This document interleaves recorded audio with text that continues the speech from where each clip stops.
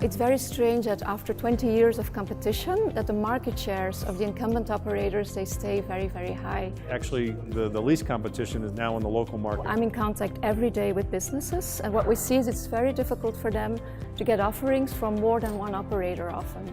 Competition is really necessary on the infrastructure level, and for this we need to have the right policies in place.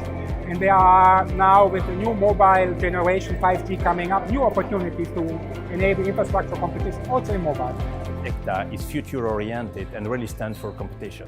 We don't want to go back to times where monopolies were the prevailing infrastructures.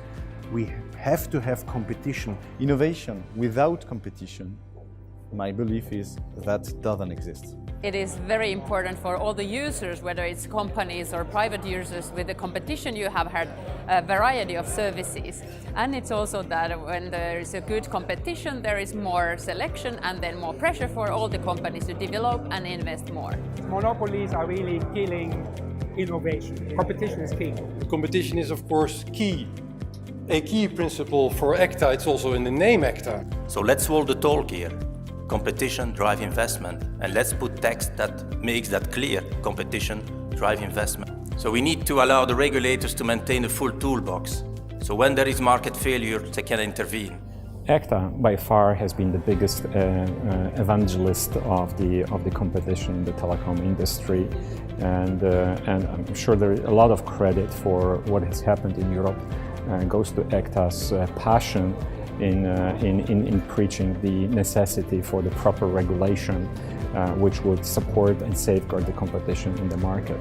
I think no other industrial organization has done so much and so vocally, not only to fight but also to protect the pro-competitive regulation in Europe.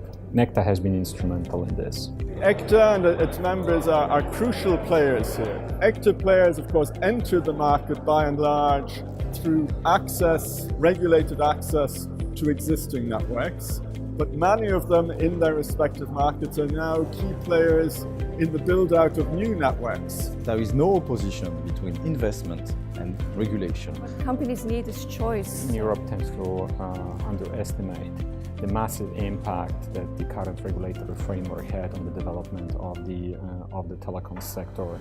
So the entire society at large has benefited from the new regulatory frameworks. In the code, we need to make sure that we do not weaken the SMP regime. That's fundamental. The SMP regime has delivered, and we need to continue to rely on it. Competition creates innovation, because we have seen more and over again how in well-established markets it's the introduction of competition that creates the incentive of well-established companies to actually invest more, bring up new services, better prices to the market to keep up with the competition that has appeared.